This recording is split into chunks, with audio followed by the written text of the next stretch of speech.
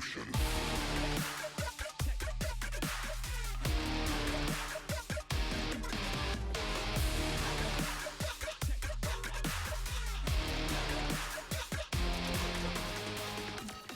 And we welcome you to another edition of This Is Wrestling. It is Lee Versage alongside the one and only conspiracy victim, Zach McGibbon. Zach, lovely to talk to you again. It's been a while. It has. I've been busy. It's been busy last couple of days. Playoff hockey has started in the OJHL. The Golden Hawks are up 3-0 as we're recording this podcast in their series. So it's looking good. And then, of course, I had a claim over the weekend as well. That was a lot of fun. Junior Benito continues to his heel turn from this past January at a claim. He's liking older women. Yes, he's a big fan. Hitting the mom demographic clearly with some of the attire that he's wearing. And the way that he's going around and talking with people. He was walking around the ring, and like in front of me, there's a bunch of people like my age, maybe a little bit younger. And he sees, and they're all yelling at Junior, right? And Junior looks and he like points the shirt at them. Is like, you read the shirt? You read the shirt? That's not who you are, and you're not who I'm looking for. And then just walked off. So amazing. He's just been truly embracing this role. It has been fun to call it a claim. And so, it has just been busy. Playoff hockey, plus some work stuff as well, and some wrestling announcing. It is all combined together to where we're now recording on a Thursday morning to try and sneak something in before the weekend. So, right. Well, listen, you got a team that there's no way they're going to lose to a team called the Muskies. So, especially a team that hadn't been to the playoffs since 2012, the Lindsay Muskies. This is the first time they've been in the playoffs in a while. Well, so welcome to it, facing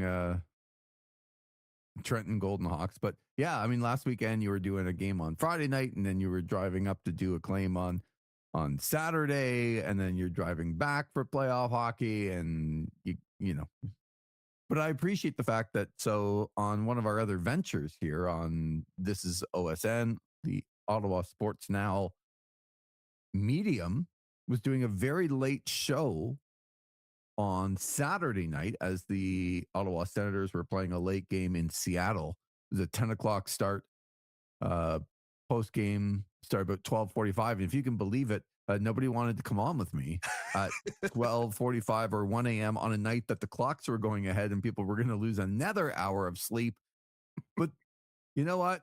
There was Zach McGibbon, probably just lying in bed going, you know what? I need me a little OSN. I need me a little Sens post-game show.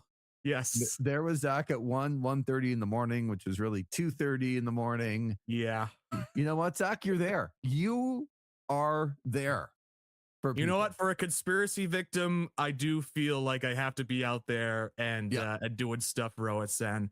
And I had just gotten back from a claim, and I'm just like, you were pretty banged on. I was just lying down in bed, scrolling through my phone. I was like, oh, Lee's on. All right. I guess I'll see what's being talked about. I saw some of the highlights from the Seattle game. I needed that because nobody else was good enough to do that. And now you're like officially, I don't know what the name would be, but you're like the fact checker of OSN. You got a whole bunch of these dimwits on OSN that are just spewing crap. And there's Z Gibbon fact checking these guys. Girl, like, no, that's not true. Or yep, this is what's happening. And I appreciate that. Yeah, because somebody has to do it.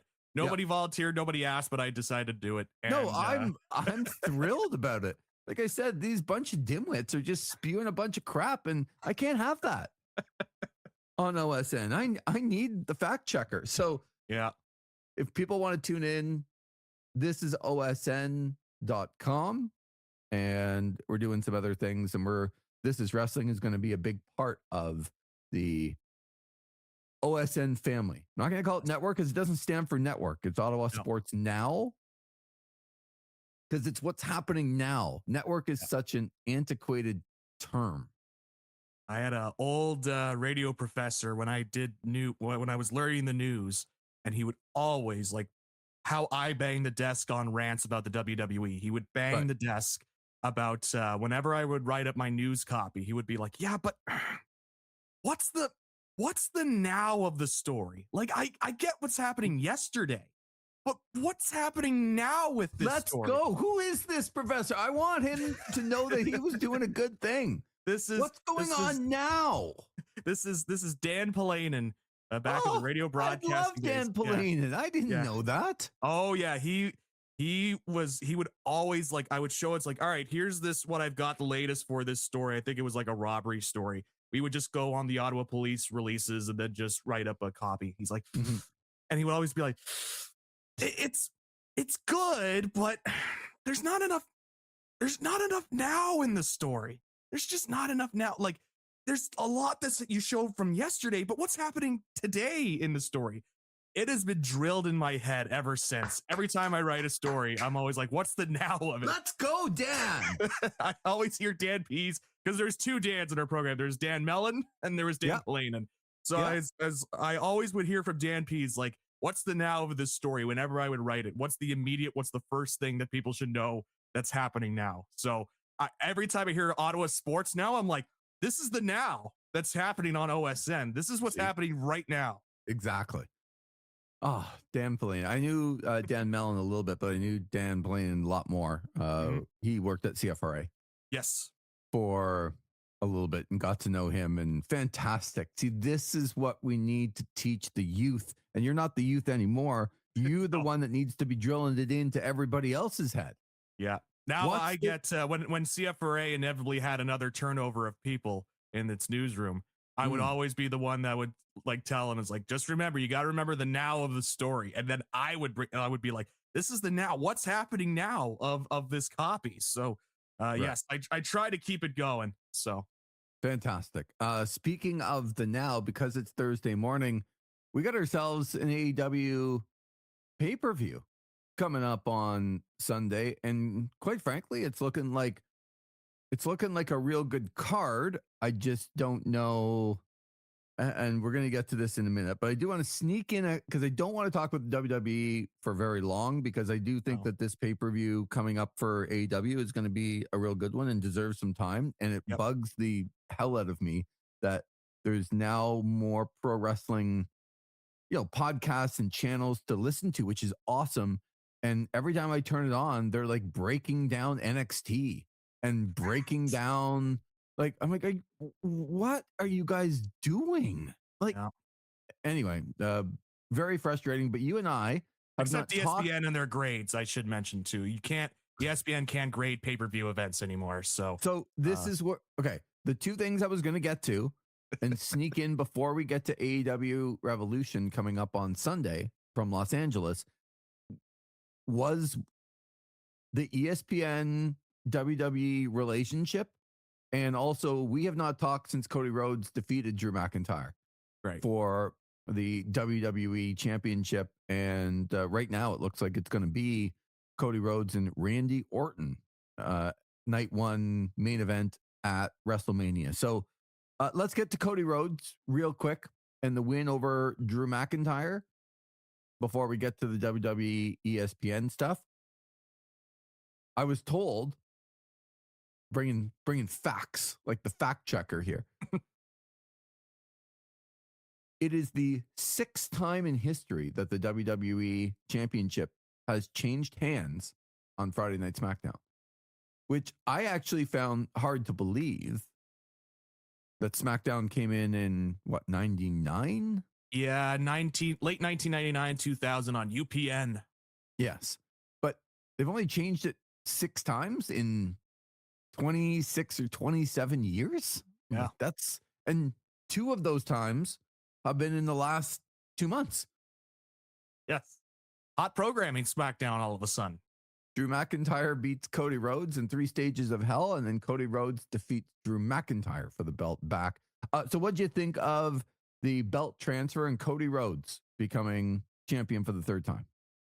You know, when we recorded the review for Elimination Chamber, I was thinking, oh, this is just setting up a multi-person match. But as the days went on and I saw more of the programming, and the more I realized how much a multi-person match would just kind of suck, for that WWE championship. I was starting to come to grips with the realization that we are going to get Cody Rhodes versus Randy Orton in a one-on-one match.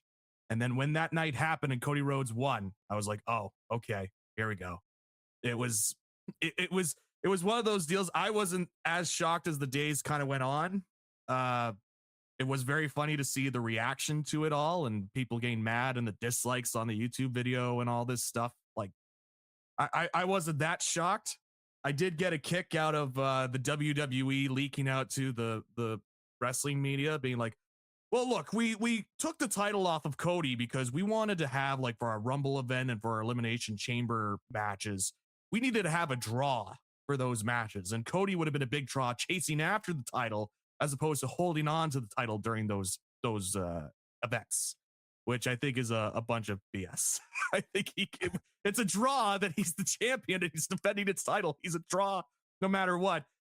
And he just gets the belt back anyways. So it's like, I found that a bunch of crap coming from the WWE and reporting it to the local wrestling media or whatever. They have been on full force trying to be in defense mode of stuff, if you've noticed recently. Mm-hmm. I'll get to that in a minute when we talk about the ESPN story. But in this case, I think we're sticking with Randy Orton and Cody. There's no indication from the TV for me that they're looking at putting Drew back into the title mix and putting Jacob Fatu. And I think I mentioned in the past, it's like they've done Drew McIntyre versus Cody Rhodes on TV so many times that putting it in your WrestleMania main event just wouldn't make sense at that point when they've already seen it on TV so many times. So yeah, it's a new match. I get it from a storyline perspective. I'm not really looking forward to it, but we'll see. Yeah. So I thought, like you said, Cody and Drew had just been done so many times they couldn't do that in the main event at WrestleMania. But I thought the title change itself was very bland. Yes. Like, I tuned in, I watched it live. I wanted to see kind of how it came across. Would it be made into a big deal? And I thought it was just ordinary. And is Drew going to face Jacob?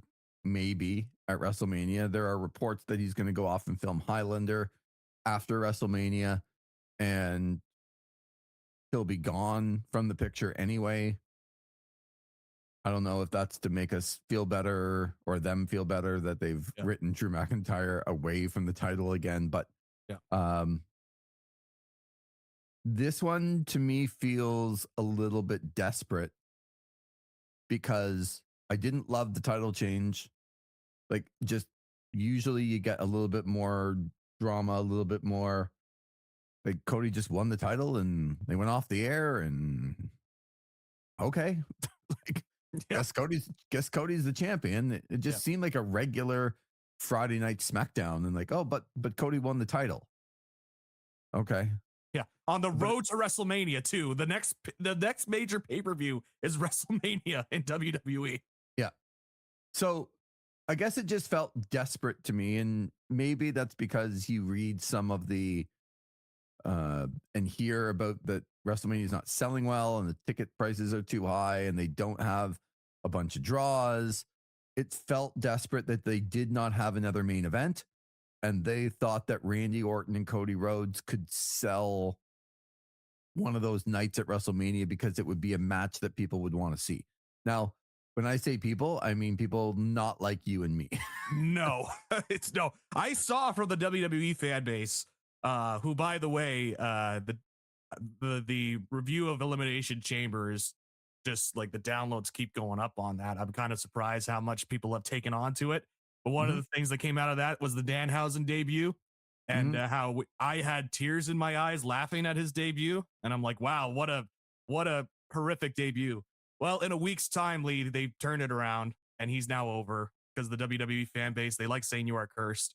And so I'm not surprised that they would also be like, oh, Cody and Randy, there's so much history there because of legacy back in 2008. So let's put that into our 2026 WrestleMania main event here. But this again is about moments for them and what people thought 20 years ago. And as you said, legacy and all the stories that they can tell. And I just want to shake people and go, this is in WrestleMania. Like, this is the main event of WrestleMania. And you have a guy that went on national TV last week that said he hadn't picked anybody up in 20 years. Yeah.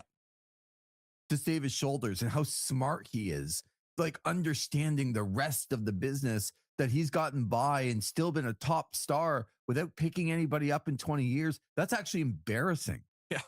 Like, and it's just not what I want from a WrestleMania. Like, again, Randy Orton is going to have to go 30 minutes in the ring by himself and make it interesting. Like, I just hope people understand that this, to me, is bordering on, like, will it be better than Cody Rhodes, John Cena from last year? Yeah, probably, because that was horrific. But I can't imagine it getting worse, but we'll see. no, but to me, it's kind of in the same area. You have a guy that you're going to pull all kinds of tricks for whatever you have up your sleeve, because Randy Orton cannot go in the ring for 30 minutes and make it interesting.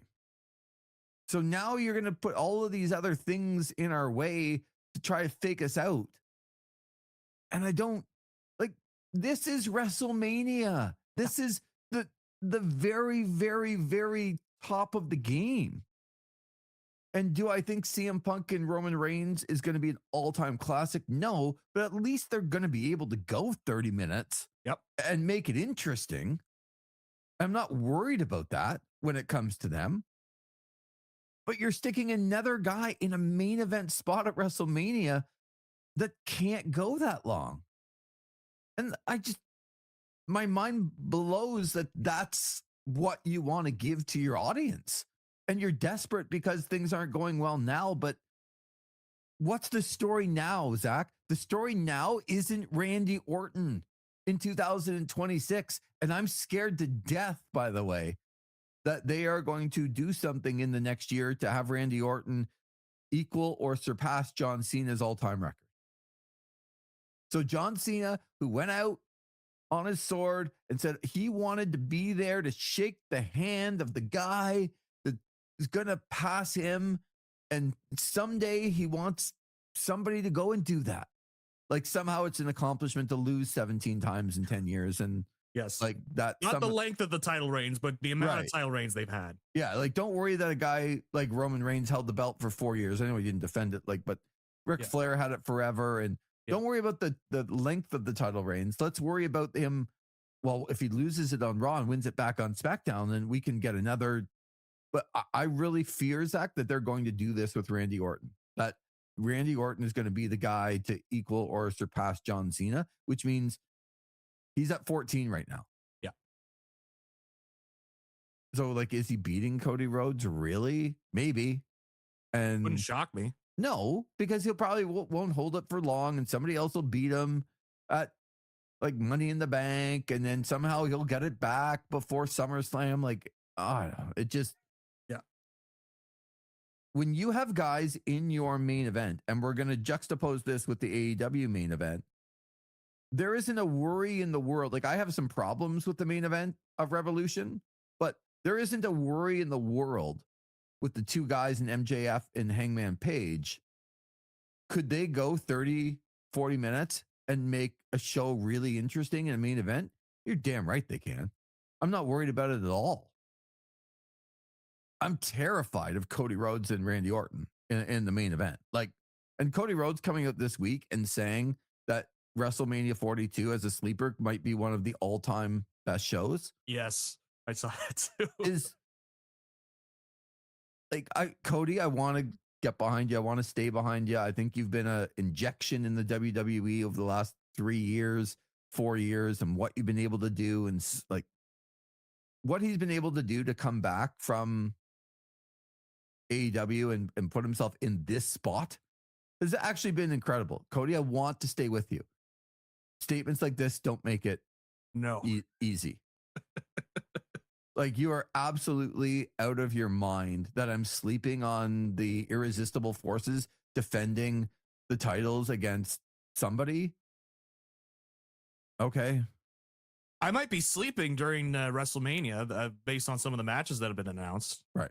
So let's get to the WWE and their relationship with ESPN. And as you said, ESPN was trying to cover them somewhat legitimately by having a reporter in the PLEs. They were giving grades, Zach, and the first couple grades were not fantastic. And I think they were accurate.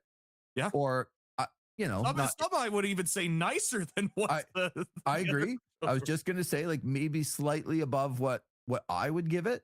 But okay, you don't look at it and go, okay, they're completely biased. But what's happened to that relationship, Zach?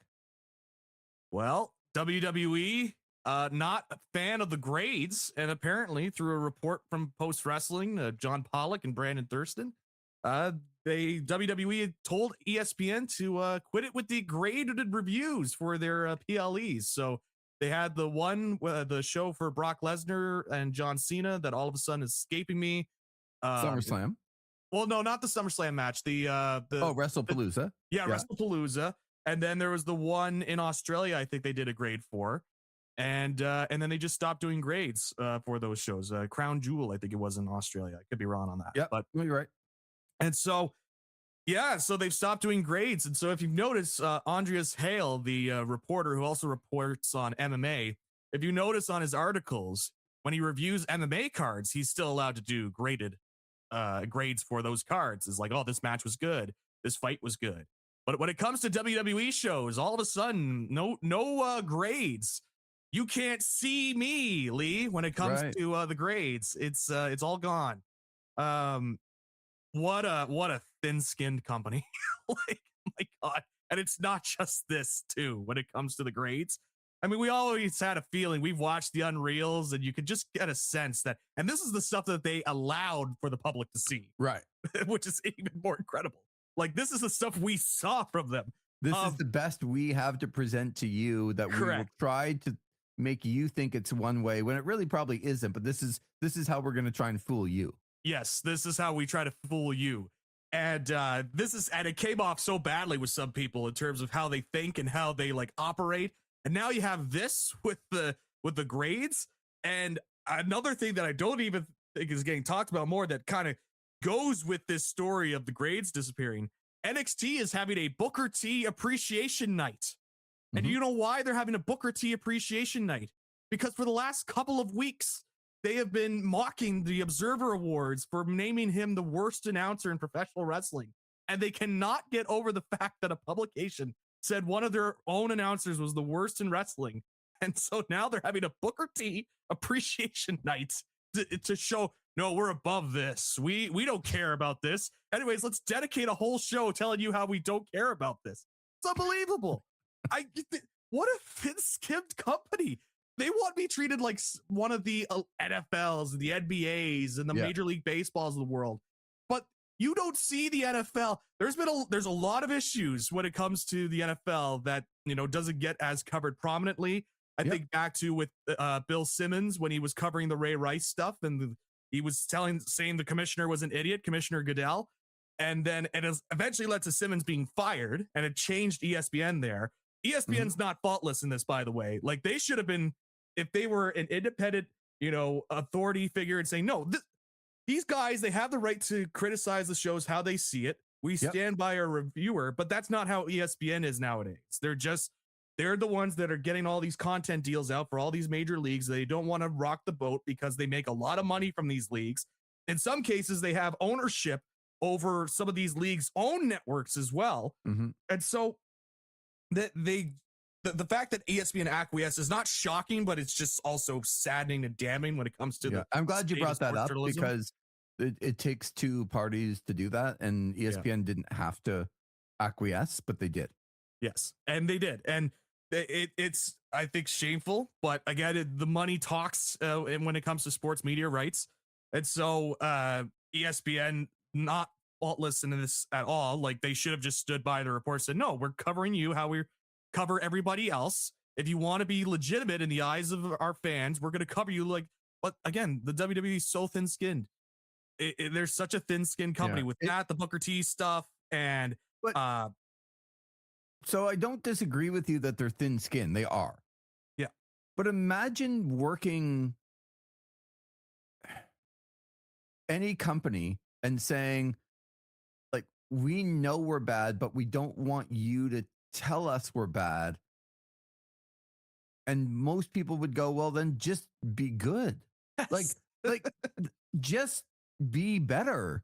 Like, hold yourself accountable to when you don't perform. How about you come out and say, yeah, like, we understand the grades and we're hoping, like, to look within and be better the next time out, and we're going to work really hard to be able to slowly get back up to that legitimacy where we're just putting on great shows. Now, it's one thing to be putting on, you know, Sheamus's banger after banger after banger and people to be running it down, but that's not what's happening. You're putting out a bad product. You know you're putting out a bad product. Yeah. This isn't like, you have independent people that you do have a partnership with, but they're trying to be independent, but you still know in the back of their mind there's a partnership, and they're telling you it's bad. And they're telling you it's bad because most of the people that are watching it feel that way.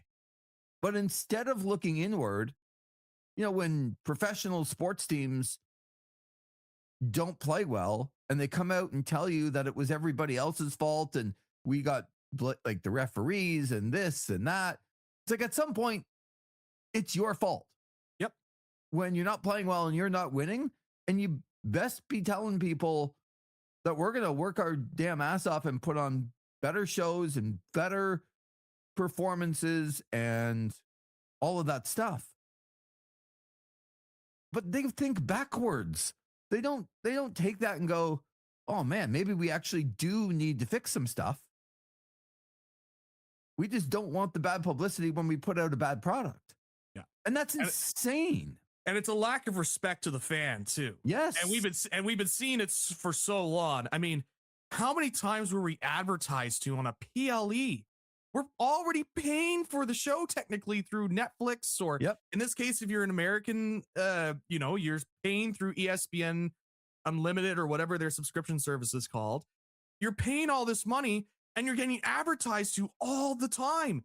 I'm watching the box segment and I'm seeing R-Truth hawking Papa John's pizza. I come back from an extended break for another ad. Like, there's no respect there. There's none. They just think that they're so much better than everybody else. It's this mentality. You were talking about it with Randy Orton coming off. It's like, oh, I'm so smart because I saved so many years because I don't pick people up. And he thinks he's so smart and genius about it. He's like, I find ways to make sure the audience, gets satisfied with my least amount. Like, it's crazy. The shaping of the minds of the fan base that the WWE does, and the lack of respect that comes out of that company. Yeah. So ESPN's taking away the grades and there's fault on both sides, but I still don't, the bigger picture for me, I don't understand why the company can't just try to get better. And you know what, when you put on great shows and people are forced to write and speak about, that was a great show. Like, that's the thing with wrestling fans, especially somebody that's a partner with you at ESPN. You put on a really good show, they're going to tell you it's a really good show. Yeah. That's on you to put on the great show. And you blame people when you don't put on the great show that it's their fault. They're missing something. They're the ones that aren't seeing it properly. They're not in the room with us and understanding how it's all broken down. That's the one that always... That's everybody that's ever worked there. You always hear whenever there's criticism, like, well, you're not in the room with us. Like, you're not in the creative room understanding how we're getting these ideas together. It's a prevailing thought that's well before Triple H getting in there. This is like a Vince McMahon thing that's been implemented. And it's no matter how much they want to tell you that Vince is gone, his cronies are still there. So that mentality is still there. So it's just... I mean, it's a lack of respect for the audience, and they're a very thin-skinned company, and they want to have their cake and eat it too. They want to be treated like one of those elite level leagues, like the NFL and the NBA and Major League Baseball and the NHL, but they don't want the repercussions that come with it, because they feel like they are just the superior brand. And to your point, we'll finish up on this and get to the AEW Revolution show. The best things about the NFL and the NBA is they have unbelievable panelists that don't, like, yes, there's a certain line, but when you watch the best panel on television, which we've always, everyone who's watched sports understands the TNT panel with Shaq and Barkley and Kenny Smith. Yep. And Ernie Johnson. Ernie Johnson is just the most incredible panel because they'll tell you like it is. Hockey is starting to get there with some of the stuff that they're doing on Amazon, some of the stuff that they're doing on ESPN. Well, they'll tell you like, yeah, these guys aren't very good. And in the NFL, which is the sport to me that you would think you would hear it the most kind of glad handing, they have all kinds of panels that tear the crap out of that league. Yeah. But how often does Stephen A. Smith go after the Dallas Cowboys on his program? Yeah. Right. And talk about how he doesn't respect. Well, he respects Jerry Jones for some reason, but he doesn't respect the team itself. I don't understand it. It's Stephen A. Smith, but like he goes after the team all the time, right? You would think that Jerry Jones would sit back. If it was the WWE mindset, they'd be like, hey, like, get this guy off TV criticizing. I'm the biggest brand in all of sports, not just the NFL, sports. And he's going out there and criticizing me, but that doesn't happen in the NFL. But in real stories in the NFL, like say the Dolphins, they're cutting Tua. Yep. They have a $99 million dead cap hit. Yep. And they're taking it on the chin. But do they think that people aren't going to talk about it and say, like, this is one of the dumbest moves to sign him to the contract because now look at what the next year? You have to talk about it because that's what's going on. Yeah. And the reporters, even on ESPN, are my favorite part is the NFL network. The NFL network that produces, it's like watching the WWE network, yes. WWE Unreal. They tear the crap out of teams. Yes. When they're doing the wrong things. The NFL network, their own network, are not afraid to say anything that's going on because it's actually what's happening in that league. Yes. And they get credibility from people that listen going, yes, they're telling me the truth because that's what I'm seeing. That's what, like, guys are getting cut and that's what I'm seeing. Yes. When I listen to NFL Network and watch NFL Network, they're telling me what I'm seeing. That's called credibility. That's called legitimacy. Oh my God. Okay, so yes, let's get to AEW Revolution because the main event coming up on Sunday is for the AEW World Championship. It is Maxwell Jacob Friedman, Hangman Page in Texas Death Match. Hangman's match. Hangman has beat MJF twice. MJF has not defeated Hangman. If Hangman does not win, he can never challenge for the AEW championship again. Zach, this is actually testing my wrestling fandom. Ooh, okay. Right now. So it's a very unique stipulation to throw out there. The problem here is that, or not the problem, but I want to ask you, but like, so we have seen this, the WWE never does this stuff. So AEW has done this one time. And of course that was with Cody Rhodes. And it was MJF that cost him that chance. Cody Rhodes lost. He could never challenge for the championship again. It did not result in the uptick in views at that time or change a lot of the trajectory of the company. I am a massive Hangman Page fan.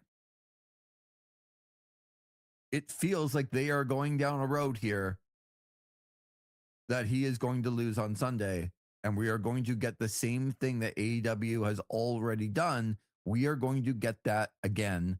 And I would like you to get into the idea of a match like this and some of the repercussions that can come from saying that one of your guys, one of your very top guys, will never be able to challenge for the title again.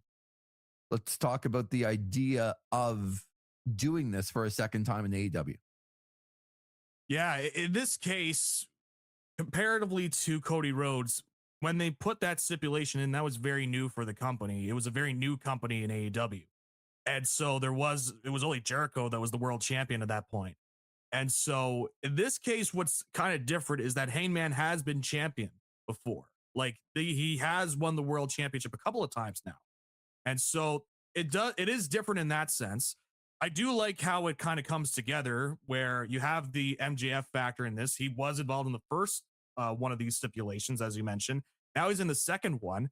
There is the idea of, and I'm just kind of throwing it out there for the sake of conversation, of like, if you wanted to put heat on a guy, especially a guy like MJF, he's a top heel, that, he was the guy that ended the championship opportunities of Cody Rhodes and might have the ability to do that with Hangman Page in his own match. And we've seen with guys that they've been able to carry that for a long time, those big sort of impactful nights. You look at Chris Jericho way back in the day saying he beat Rock and Austin on the same night to become the undisputed world championship. Just don't look too much deeper on how those matches were played out that night in terms of how he got those belts. But he's, going out there and is like, oh, I beat Rock and Austin the same night. That could be the same impact here for MJF, where it's like, I ended the championship pursuits of Cody Rhodes and Hangman Adam Page too. Cody was really liked at that time when they got the title opportunity cut off. Obviously, it changed near the end of his run there in AEW. Hangman's still very much well liked, still a top baby face in the company, arguably maybe the top baby face in the company. And so it is a very interesting stipulation that they put this on, because I think there is a chance here that MJF could beat Hangman because of what you laid out, because Hangman's beaten MJF a couple times before. Now this is Texas Death, and they've built up the Texas Death stipulation so much for Hangman. Like, this is his match. This is the match that he thrives in. Yep. And he's going out there so confident that he's in that match that he gets that, he puts his future championship opportunities on the line.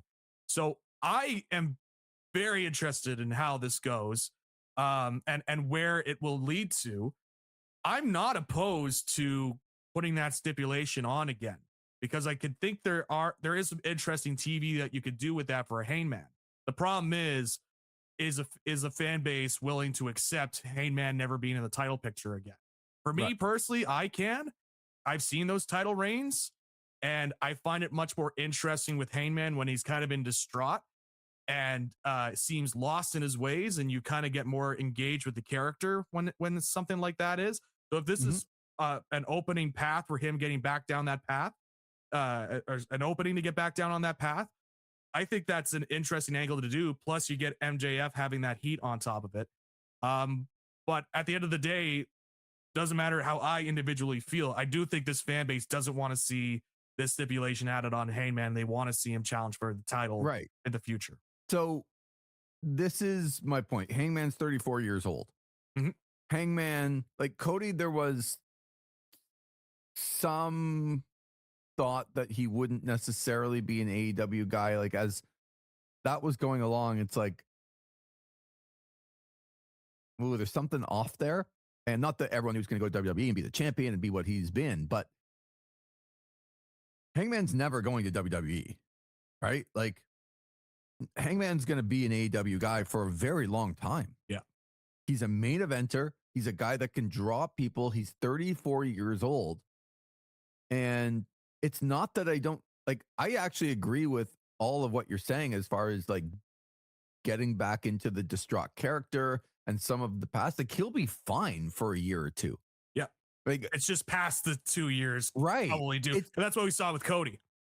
Yes, exactly. Like, there's tons of chance for him to be successful in the next 2 years in AEW without having to put the world title on him.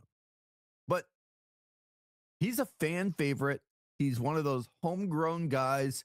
He's a top guy when it comes to when he's in a main event, I know it's going to be good.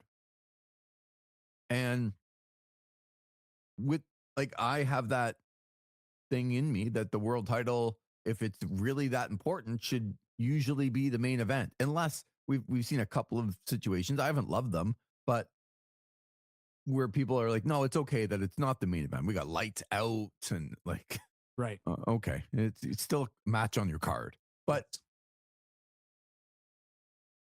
I just think that not being able to put him in the main event ever again, like even a chance for him to be the world champion at 34 years old, and he's one of your top homegrown guys. It's like you did this experiment with Cody, and while interesting, it didn't lead to an incredible amount of future success because you did it. It's like, so let's say they don't do it and Hangman just wrestled a Texas death match for the world title. They didn't say you couldn't ever challenge again, but let's say he went and he lost Texas death to MJF, and MJF's like, you're at the back of the line now, pal. I beat you in your own match. And then you get Hangman going off in these, he's distraught, all the things that could happen anyway, but you just don't put that stipulation on. But he goes away for a year or two from the world title picture. What would be wrong with that? Like, do I think business would be completely different if they did that? No. I think business would be exactly the same. So now you're putting shackles and handcuffs on what you can do, and you've put them on yourself with one of your stars. And as a fan, you could tell me that there's all these different directions, but if I really love Hangman Page, at some point I'd want to see him climb back up the mountain, even if it takes him 2 years and he's lost and he's distraught. The guy's a hell of a wrestler. Yep. And they've done an amazing job with him kind of building that. People love him for the right reasons. He's authentic and he's genuine, and you believe Hangman Page when he's out there. If I know in the back of my mind that he could never get to the ultimate place, maybe some of me loses some interest in him because he can't get to the top of the mountain. Even if you're not going to put him at the top of the mountain, make me believe that he can get to the top of the mountain. So I'm a little bit worried about my fandom come Sunday night, that all of a sudden Hangman Page is in this situation that he or AEW didn't have to put him in, and he's 34 years old. And while the next year might be really, really interesting, if I've invested in a guy, I want to be able to invest in him for a long time. So I don't know. All the things that you said, I think, are accurate when it comes to some like the MJF and the Heat and what he'll be able to do. And that's great. But MJF's really, really, really good at getting heat anyway. Yep. So like, does he need this to get to where he wants to go? Man, the guy's pretty talented. He can get to a lot of places on his own. So let's talk about, though, the difference between the Cody one and the Adam Page one too. Mm-hmm. The Cody one, it felt like that when they did it, it was more of a response to criticisms of, oh, are they going to overly push the Bucks and Cody and Kenny? Because it's crazy to think at that time, but there was at the time it was like, oh, are they going to turn into the Hogans of the promotion, right, and push themselves instead of looking at some of the younger talent? And you saw that time the Bucks putting over Private Party and Cody shackling himself without challenging for the title. I think there was a legitimate concern there. And it was one of those things of responding, saying, look, we're not going to, over push ourselves. We understand our limits. And Cody saying, I'm willing to show how committed I am to this and making sure that this company is successful. I think in this case, this is more of a plot device that's kind of been thrown into this storyline and feud that builds off of that previous Cody Rhodes stipulation. But I think there are intriguing paths you could do with the Hangman character if they were to put it on. So I'm not as like, I understand it because there's a lot of big Hangman Page fans out there. They are very passionate fan base. And so I understand why there's a lot of concerns about that. But I do think there are ways, if they do it, that it could work out for him if they do eventually move forward with MJF winning and keeping that title, because I've been enjoying the MJF title reign to this point as well. It's more interesting with him as the champion.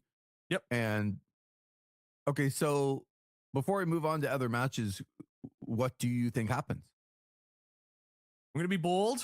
I'm going to pull a Zach McGibbon and know that it'll probably put egg on my face in the future. And then it ends up being a running bit on the show where it's like, oh, once again, Zach just swinging for the fences and not hitting. I think this one to me is not obvious to what it's a main event of a pay-per-view that they could go in some different directions. This is not Jack Perry is for sure gonna lose and win the TNT title. One. Even I was like, I don't know what I was thinking during that time. Yeah. I was working too much. But I'm gonna go MJF.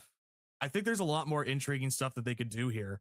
With MJF holding that heat. I understand what you mean in terms of he is a talented guy. He can certainly do it, but sometimes he also needs some motivators to get to that level. Yeah. And maintain that. And I think that's a good motivator. And I think it makes a lot of sense for MJF to continue to hold it. I think you notice there's been a lot of buzz since MJF with this character has held the belt. I think Tony sees that. And with Hangman, you have seen his moments of shine. You have seen him at, All In Texas, overcoming the Death Riders and winning the championship. It's not like we would be missing out on future moments with Hangman in my mind. So I'm going to pick MJF to win and keep that title. And I think it will lead to some interesting paths here for the Hangman character. I don't think that that's a swing at all. In fact, I have a hard time believing, like I would love for somebody to come in and convince me that Hangman Page is going to win. Now, our resident expert, who will be very mad at me if I don't at least mention his name. Yes. Joe Hendry? Super fan. Oh, Ben Sublier, not Joe Hendry. Yeah. Threw out a scenario to me that I would actually like to see. And I don't know if I'm going to predict that it's going to happen, but I would like to see it. If you had a great show, and we'll go through a couple of the other matches here quick once we're done, but if you had a great show, would you be opposed to, like, how do you win Texas Death, Zach? Well, it is by it's in the AEW version of Texas Death. It is essentially that it can be only won by submission or knockout. Yeah. So what if you did something? I want to know how you feel about this. Mm-hmm.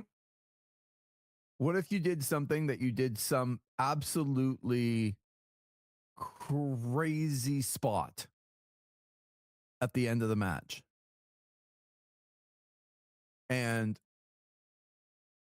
whether it's like a Deadeye off the platform into the barbed wire thing that we saw on Dynamite or whatever it is, it's some crazy spot. Because on Dynamite, they said, you're going to see things that, you've never seen before in lengths that we've never gone to before. He said MJF was going to leave in an ambulance. And he had that, by the way, bad press conference in the back before they came out. Like, just so not on brand to what they usually do. I'm like, what the hell is this? I thought it was taped. And then it's like, well, it might not be taped. Maybe they taped it earlier in the night at the same place and they just went out afterwards. And like, it just came off bad to me. I was wondering, did our press passes get lost in the mail? I mean, we should have been in there asking questions, had our little hat on and, get our little notepad and writing down what the Ottawa Sports Now, this is wrestling. Right. Yes.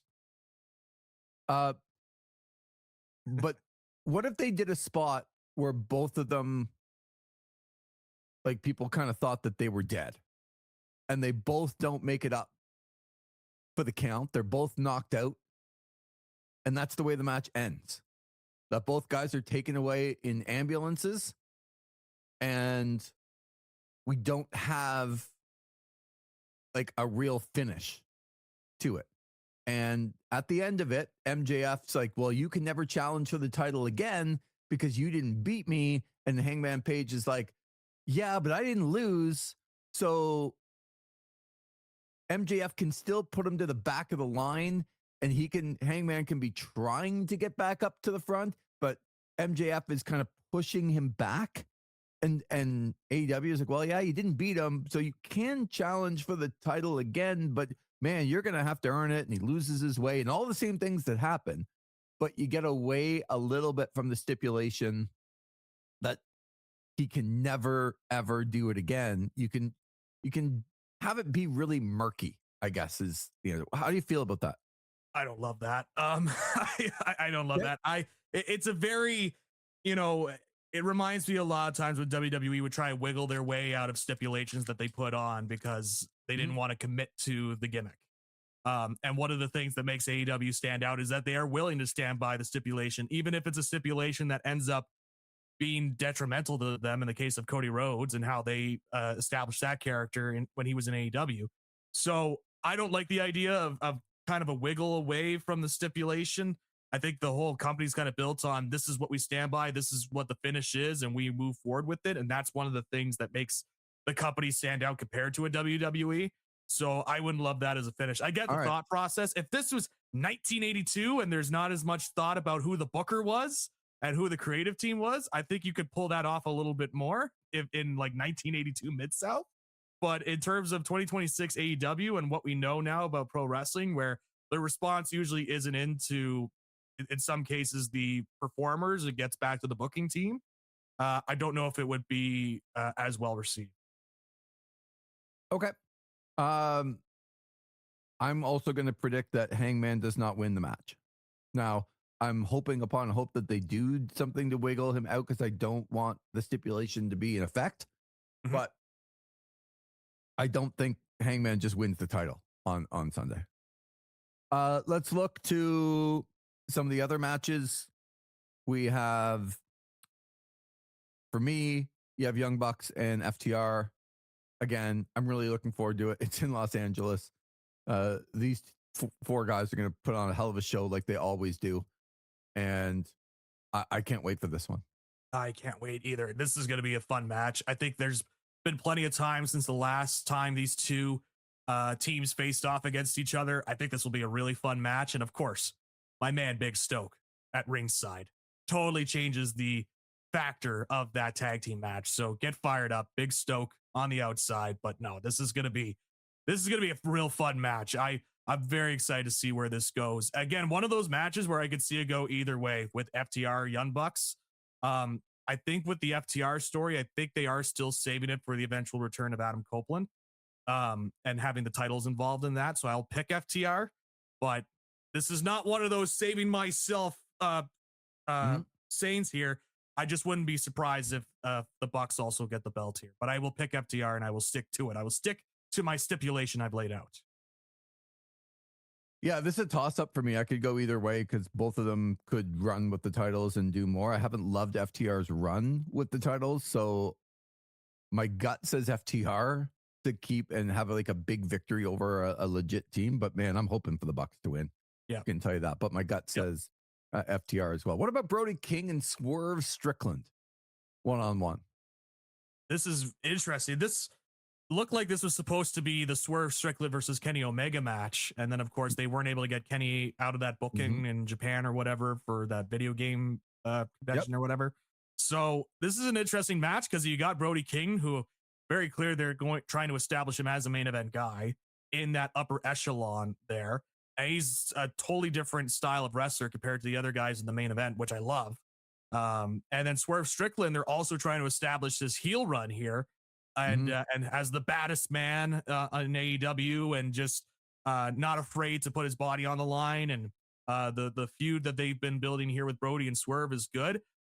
I'm going to pick Swerve Strickland here because I think they want to continue to establish his heel turn. But again, another toss up here for me, but I'll pick Swerve Strickland.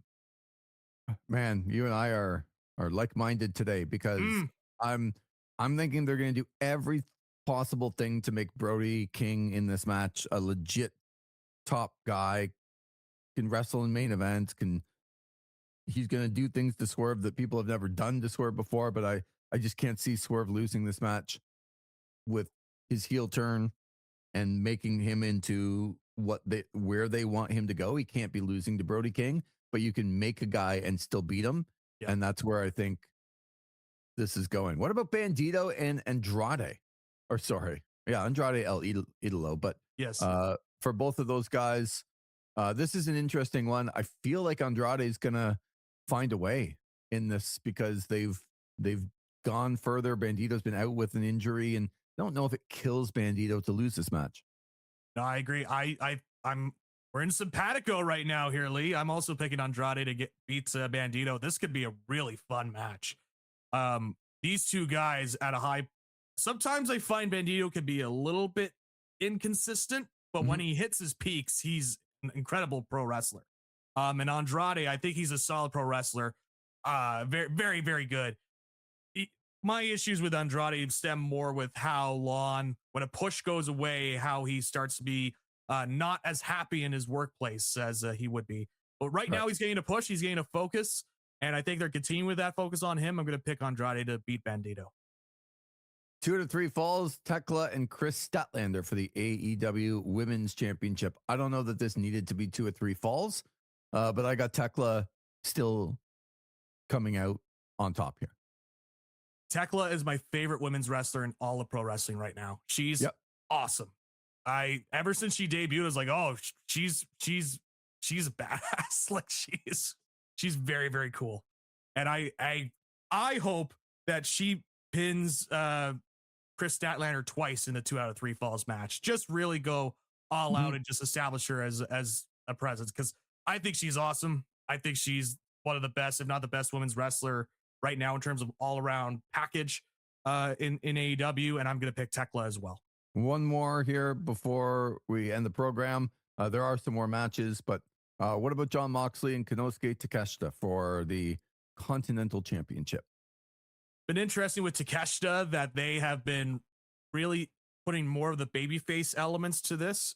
I'm going to pick Jon Moxley to retain, but I think it's going to be one of those key storyline points where you start to see a turn in Konosuke Takeshita, where you start to see him transition out of the Don Callis family. We saw the interference during the Kyle Fletcher match against Speedball, which was another fantastic match. Yeah. And it was so good.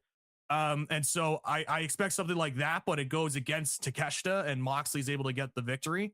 And then that just continues the wheels here of this eventual disbanding of the Don Callis family. So, well, not a lot of we can't come on here on Monday to go, oh my God, you picked this, because I'm going to pick Jon Moxley as well. And I do think that we'll see the turn, the biggest part of the turn here for Takeshita to go face and get out of the family with Protokata and all the things that are happening around the Don Callis family. He is not going to be a part of it. All right, Zach, that is going to do it here for This Is Wrestling.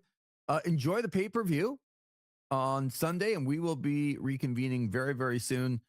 Conspiracy victim, no conspiracy victim. We're going to have some more game shows coming up as well. We look forward to those, but enjoy your weekend and look forward to doing the review as soon as the show is done. Yes, sir. Looking forward to it. I'm looking forward to the pay-per-view itself. Should be a lot of fun. Can't wait. It'll be a nice change from having to see the door remain open at the Elimination Chamber and all these people running in the match and then wondering, does anybody do their jobs in the WWE? So look at you getting a shot in the WWE before the program is over. Yes. We know you're busy. Thanks very much. And look forward to talking to you next week. Yeah, looking forward to it. For Zach McGibbon, I'm Lee Versage. Thanks for listening to another edition of This Is Wrestling.